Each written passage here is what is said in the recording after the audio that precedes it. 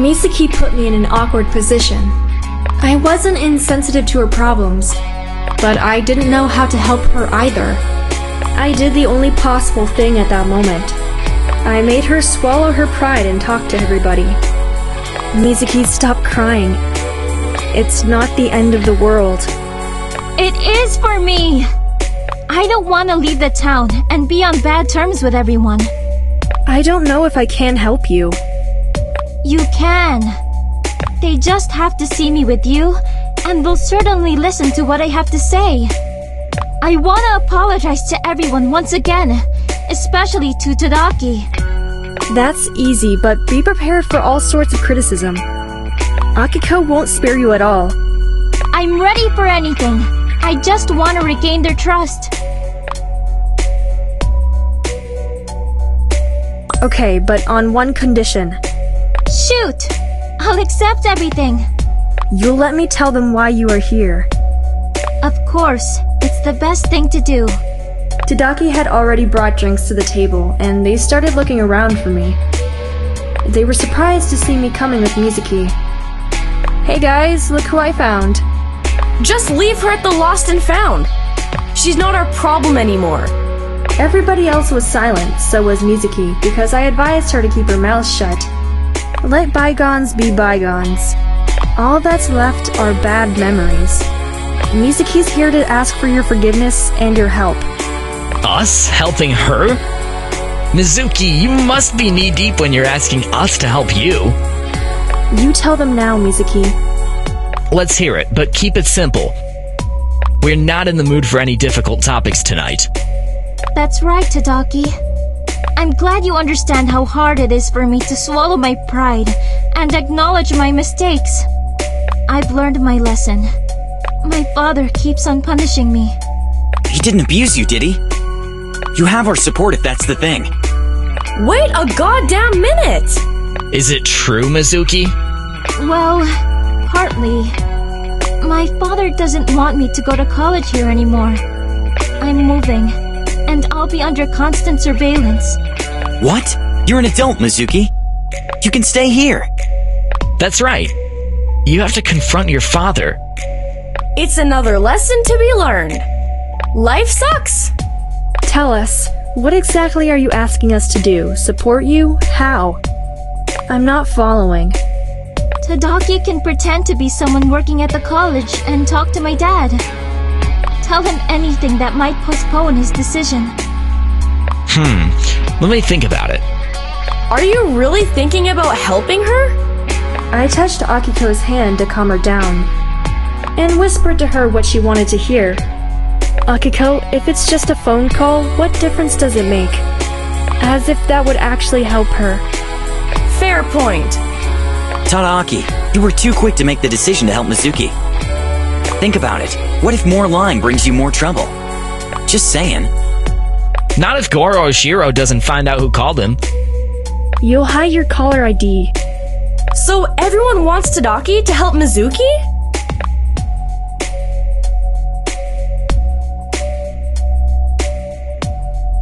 Yes, Akiko, I think Tadaki should help Mizuki. I mean, to try helping her. Nobody can guarantee him success. I'll agree with my girlfriend. Thanks, hun. Tadaki, what about you? Do you still want to help Mizuki? Yes, I'll try. It's the least I can do. Well, I won't agree with my boyfriend. Akiko moved from Tadaki and sat next to me. Mizuki let out a sigh of relief, having heard that most of the group agreed with Tadaki. We squeezed in the booth together so we could make room for Mizuki to sit next to us. She was quiet, and her hands were folded in her lap. Akiko, with her arms crossed, wasn't looking at Mizuki, pretending she wasn't there. Akiko, behave! You look like you're ready to whoop someone's ass. Yeah, my boyfriend's ass, because he's being a good Samaritan? What's your problem exactly? That Tadaki is being a good guy, or that he's decided to help Mizuki? He helped me as well, remember? That's different. Mizuki, I'll call Mr. Oshiro, but I'll hide my caller ID. And I hope he'll answer my call. Another thing, calling someone from a private number this late at night is more than suspicious, and nobody's gonna believe us. My father had already contacted the college management and asked for a meeting with the dean. Use that info to gain his trust. Mizuki, you sound like a pro. I wanted to say that as well. As if you'd been lying all your life. Sorry if that was too harsh, but that's what it looks like. If that's what it looks like, it must be true. Tadaki signaled for us to be quiet and called Mr. Oshiro. Yes? Good evening. Do I have the honor of talking to Mr. Oshiro? You know who you called. Who are you? It's the secretary of the college your daughter, Mizuki Oshiro, goes to. I'm calling because of your meeting with the dean. There will be no additional changes to the original plan. The meeting is tomorrow. Yes, of course, that's clear. It's my duty to confirm you're coming here, and to check whether you agree with the obligations you have toward the college should you decide to leave it. What are you talking about? I don't have any obligations toward college. I graduated long ago. Yes, understood, Mr. Oshiro. Your daughter Mizuki is the one who has obligations toward the college. Does she have more exams to pass before the transfer? No, it's not necessary. It's the financial aspect I'm talking about. But that's something you'll have to discuss with the dean himself. Wait a minute. Tell me, what expenses are we talking about? A student who has decided to leave the college arbitrarily is obligated to pay the entire tuition fee for 1 year, as well as to compensate for any damage caused to another student for taking his or her place. What? What kind of twisted rules are those?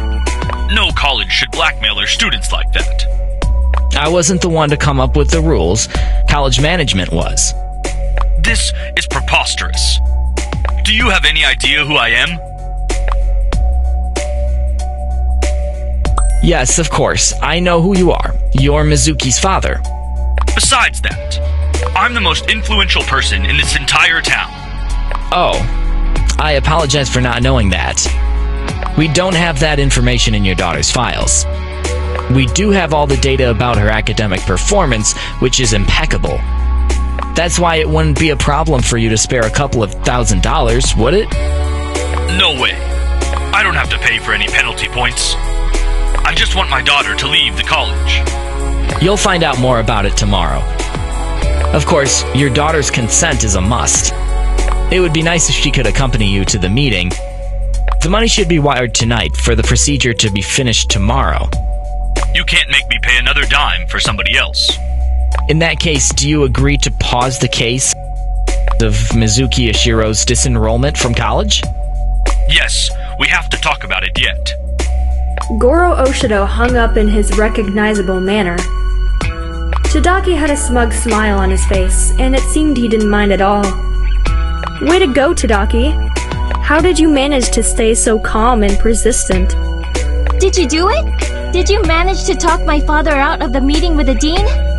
Yes. Well, we just postponed his decision for a while. It's a matter of time before your father realizes he's been deceived. You bought Mizuki some time. It's a pretty big deal if you ask me. Are we done with this charade? I'm tired. Tadaki, I want you to walk me home. That's it for tonight. Let's go, Akiko. I am completely drained as well. Thanks, Tadaki. Thank you all. I'll find a way to make it up to you. We said goodbyes and parted our ways. Mizuki was finally happy after a long time. And she didn't feel like she was all alone in the world. She didn't call her father's driver to take her home. She decided to take the train, like all of her friends did. Somebody approached her and sat next to her. But Mizuki didn't notice him because her thoughts were all over the place. Excuse me, miss. Did we meet before? No, the seat's not taken. Feel free to sit down. I was wondering whether you're just pretending not to know me. Or you have some sort of amnesia? Mizuki turned to look at the guy who was talking to her and started apologizing. It's you! I don't know how I didn't recognize your voice. Forgive me, please. My mind is whirling. What do you mean, Mizuki? Are you okay? Yes, perfect. Better than ever. It's nice to hear someone's doing great for a change.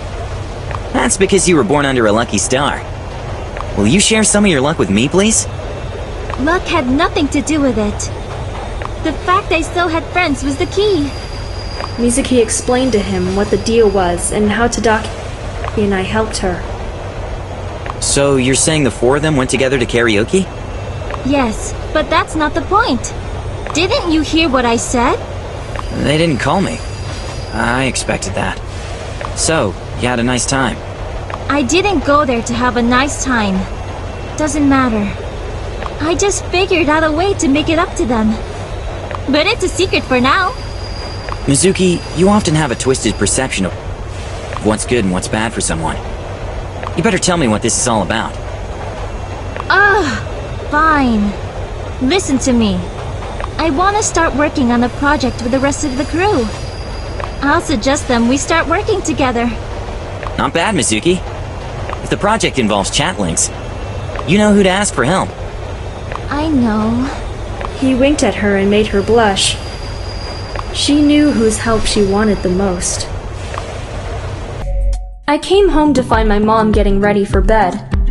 We talked about the events from last night, and I mentioned Mizuki's sudden decision to join us. My mom, like any other mom in the world, listened to me and didn't criticize my decisions.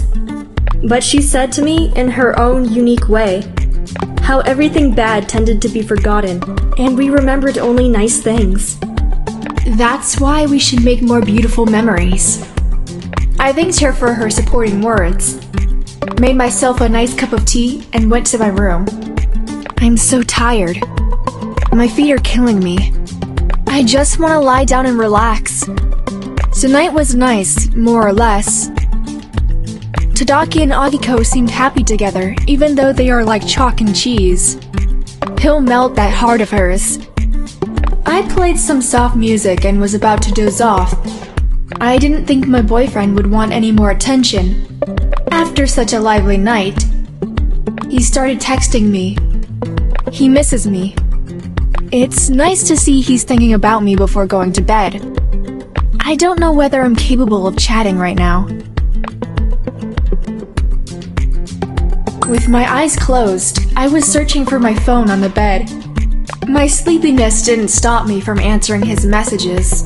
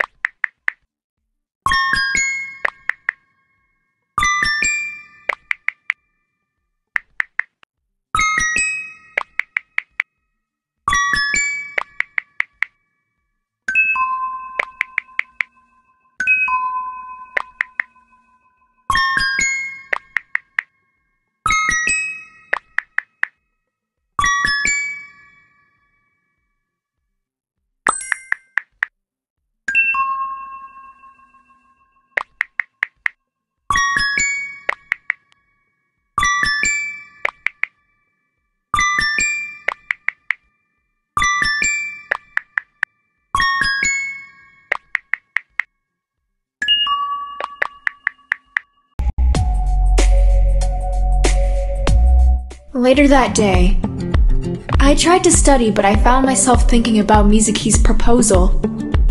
I was worried about the fact that we would all be together, in the same room, in enemy territory. However, good things never came from comfort zones. Akiko unexpectedly showed up at my place. She barged into my room and closed my book right in front of me. It's time for a break. I need company. Akiko, I wasn't expecting you. Where's the fire? Nowhere. I just didn't feel like texting. I was taking a walk when I figured I could be at your place in half an hour. And here I am.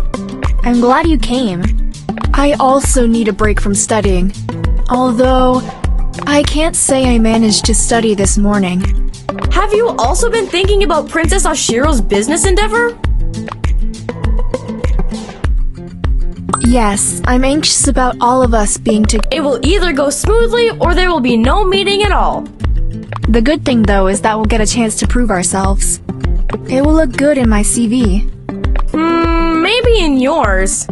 How could I ever contribute to any business venture?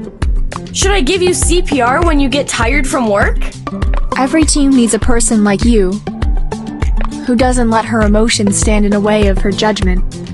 You'll be there to slap us if we start fighting. Now you're talking. That's exactly why I will dress like I mean business tomorrow. No way. Just watch me. You will also wear something more formal for the occasion. You can't stand out. Alright, I'll try to change my style, even for a— Akiko got up and opened my wardrobe. She started going through my clothes, throwing some pieces on the floor. What is wrong with you? You used to wear this in high school. That's my favorite t-shirt. I sleep in it. Why does it matter? You're lying. One time I saw you go grocery shopping in it. Maybe it was early in the morning. Promise me that you'll dress up tomorrow. That will happen only if you borrow me some clothes. You're taller than me, babe. They wouldn't fit you. You have to go shopping. Maybe I could wear my mom's suit. You're a disgrace. Put in your best effort. I don't want us to look poor compared to the wealthy brat. I got your point, Akiko. Akiko waved at me and left just as fast as she had shown up. The next day, I was digging through my wardrobe looking for a perfect outfit. I got upset because Akiko was right. Someone should come to my place and throw out all the old clothes that I couldn't let go of. I haven't worn this top for more than 3 years. Why do I keep holding on to these things? It's almost meeting time, and I still haven't decided what to wear. I don't want to disappoint Akiko.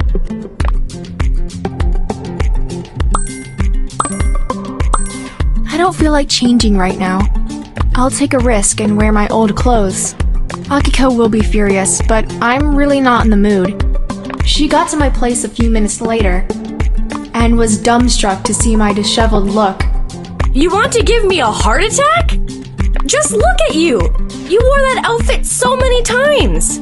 That's not true. Maybe once, or you bought it on sale and just threw it in your wardrobe. Yeah, I do that sometimes. Akiko just shrugged and refrained herself from comments. We headed to a business meeting, both grumpy. Akiko and I were the first to arrive at ChatLinx offices and immediately had to deal with an awkward situation. Namely, the employees became suspicious when they saw us just standing there doing nothing. Some girls were whispering, pointing their fingers at me. Can you see them? They must be making mean comments about your look. Do you now realize that you should have dressed better? What can I do now? I'll be prepared next time. One of the employees approached us and politely asked us to leave the office, explaining that students were not allowed there without an authorized person. We tried to explain that we had been invited by Mizuki, but we failed at being convincing. How dare they kick us out? We will miss our meeting because of your student look. I'm sorry, Akiko. We headed toward the exit, but we luckily saw Katsumi coming out of one of the offices. We called him, and he stopped the security from throwing us out. Hi, girls. What exactly happened here? They were all staring at us like we were some intruders. Why didn't Mizuki inform them we were coming? Maybe our meeting is still a secret. Probably none of the employees knows the reason you're here. A word of advice, take better care of your appearance. It's important to blend in. I realize that now. I regret not taking Akiko's advice. Mizuki was right on time, carrying her laptop.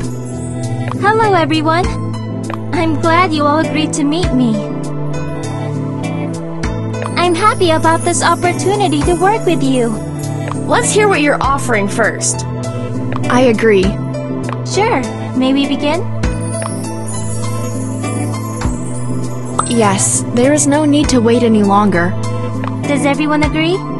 Do you have some questions for me before we start? I do! There's 4 of us here, and that's not enough to vote. Have you noticed that someone is missing? Oh, right. Rokuro. Yeah, right. The moment she saw Katsumi, everyone else— Oops! I completely forgot about him. Forgive me, I'm too excited. Mizuki's cheeks went red with embarrassment. She looked down, started stuttering, and then quickly turned on the laptop to get everything set for the presentation. That was when Rokuro barged into the office, panting. Sorry guys, I got stuck in traffic. I mean, I missed my train. Haha, you always come up with the same excuse. Hello, Rokuro. You made it. That's what Don't worry, we haven't started yet. Cool, I'm ready. I'm really happy to present my idea. I've done some research on people's behavior on social networks and concluded that everyone is hiding behind false profiles and pictures. There's nothing bad about that. They're protecting their privacy. Yes, but it can result in persons not knowing who they're chatting with. Right, Akiko learned that the hard way. Probably everyone had a similar experience. That's indeed a huge problem. What we can do is not believe everything we read on the internet. But what happens if we fall in love with such a person? What if that person makes us believe he or she, and it turns out all they wanted was revenge? Who would do such a horrible thing? You're so naive sometimes. People are abusing the internet in the most terrible ways. My father has recently worked on a case regarding that matter. It's very hard to determine who's behind the keyboard. I would introduce law amendments that would punish such persons for fraud. That's playing with someone's feelings. We can help people facing similar problems. Our job would be to develop an app which would help identify such people on the internet. Does it sound interesting enough? Mizuki pressed her palms against the table, looking at us enthusiastically. Katsumi and Rokuro nodded their heads. I noticed that Akiko was trying not to jump out of her chair. I knew that she liked the idea too. After exchanging meaningful looks, we yelled at the same time, "We're in!"